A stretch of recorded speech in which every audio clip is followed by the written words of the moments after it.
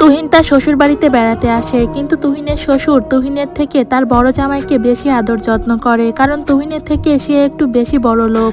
এমনকি সবার সামনে থেকে তুহিন যখন নাস্তা উঠিয়ে খেতে যায়, তখন তুহিনের শ্বশুর তুহিনকে বারণ করে এবং বলে এই নাস্তা নাকি তার বড় জামাইয়ের জন্য আনা হয়েছে। শুধু তাই নয়, তুহিনের সামনেই তুহিনের শ্বশুর তার বড় জামাইয়ের অনেক প্রশংসা করে এবং তুহিনের নামে অনেক বদনাম করে। এটা দেখে তুহিনের মনে মনে অনেক খারাপ লাগলেও সে কিছুই বলে না।